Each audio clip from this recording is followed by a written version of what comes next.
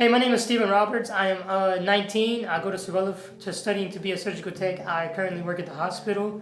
I screen for COVID, and I live in Lake Arthur. So my disability, it's a rare condition, so like there isn't really a name for it. But from what we know from the doctors have told us, it's a side effect called maternal diabetes. It comes from my mom having diabetes and me being obviously born through my mom. The impact it's had on my life, it's when I was younger, it had a big impact on my life, like mental and physically, like small things like getting up steps and stuff. Like I have to find my own way to do it. But other than that, it really hasn't ever slowed me down. My dad taught me since I was a child that my disability is only a disadvantage if I allow it to be. So mentally, it took a toll when I was younger. When I was about 11, 12 years old, I kind of started to develop this like hate for the world because I just wanted to be like everybody else. But through time, I kind of progressed and learned that what I have is okay. Like it's okay to be like this. When I was younger, basketball kind of pushed me away from God because I wanted to play so bad, and I just felt like it was unfair. And I felt like why did God put this in my life if I couldn't play it? But in the same sense, it also pushed me towards God too because when I moved to Jennings in the 9th grade. My brother came to me and he was like, hey, do you want to come to Bethel? And I had no interest in coming to church. I had no interest in learning about God because I was young and didn't understand how He worked, and I just felt betrayed by God. But he was like, hey, they have a basketball court. They're going to have a 2K trailer. So I solely came to Bethel just to play basketball. They kind of became a second family towards me, and I just started coming every day. Well, not every day, but I started coming more often. I youth lead now for Bethel, obviously. I youth lead. I have a small group, 7th and 8th grade, and I teach Bible study on Sundays.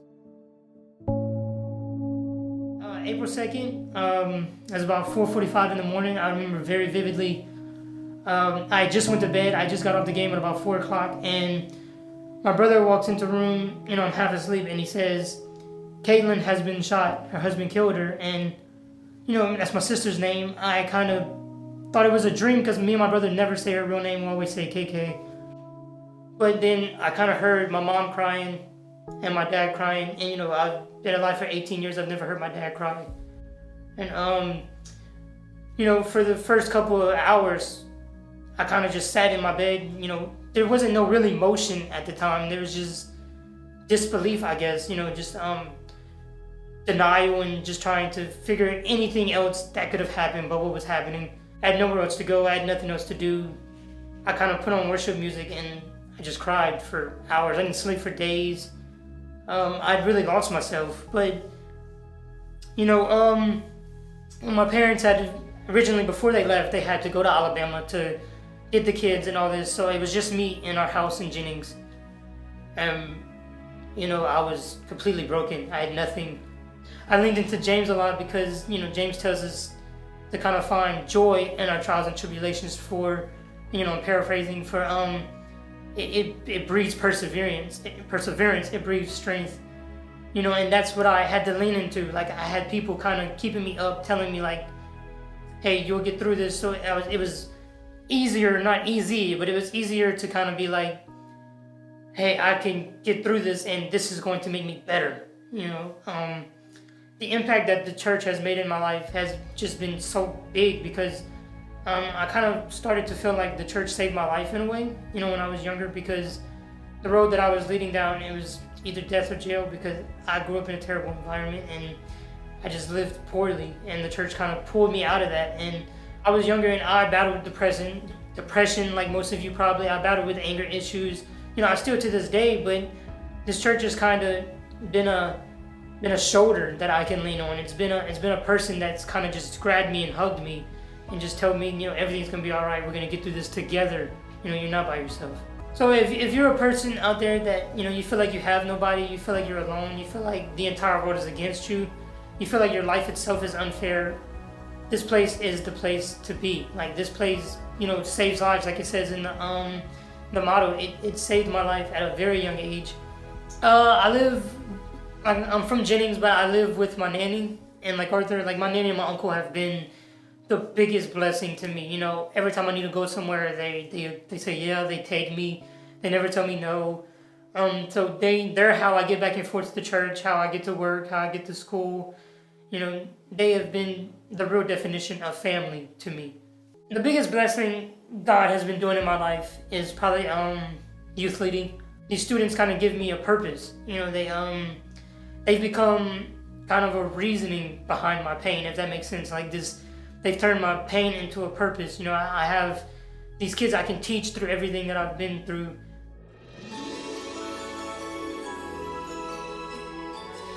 So, Steve. So Megan, yes, Megan.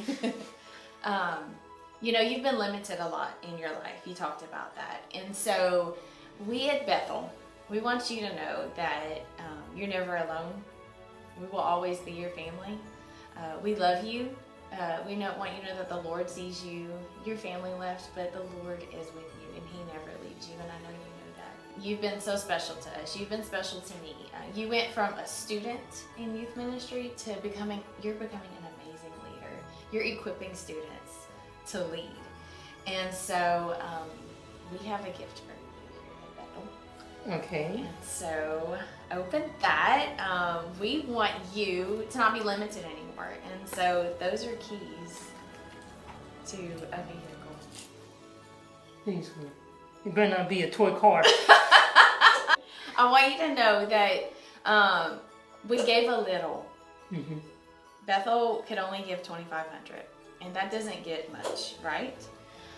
But the Lord sees you. Mm-hmm. And I know He smiles upon you because you give it your all to those students. You are serving the kingdom. And He took a little, and it was like the fishes and the loaves, and He gave you a lot. Mm-hmm. He multiplied it. So you are getting a $12,000 vehicle that will have a warranty. I ain't never seen that much. It's in mint condition, so you can still get the ladies in there. It looks immaculate, low mileage. We want you to have something that's reliable so you can get to school, so you can get to church, so you can get here on Sunday mornings, and you don't have to worry about a ride. We don't want you to be limited anymore. We want you to have all the resources. So while we're waiting, while this is in the process, I am going to work with you to get the equipment that you need to be able to drive it. I'm going to help you get your driver's license. We're going to research insurance companies and get insurance on the vehicle. I'm going to help you budget for gas and oil changes and things like that. So when this car gets here, you are ready to go. And I hope you know, Steve, that here at Bethel, we love you and we care. Love you more. Congratulations. Did we get to hug now? Yeah, I'm so excited. Did you pass? Yay!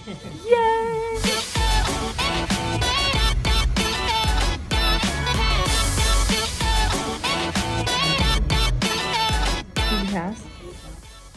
Did you pass? Yes, we Are you excited? Yes.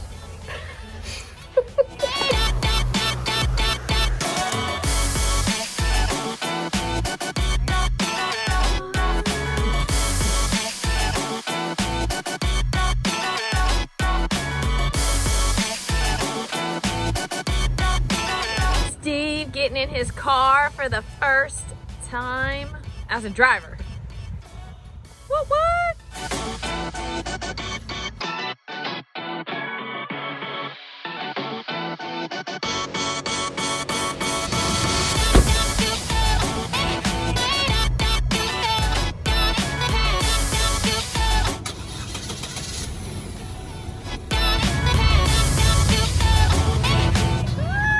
Are you excited? Yay. Oh my gosh.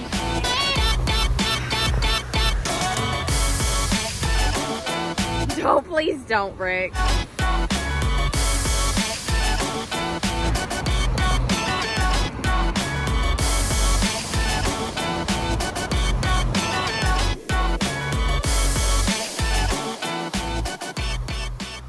Keep saying it till I die.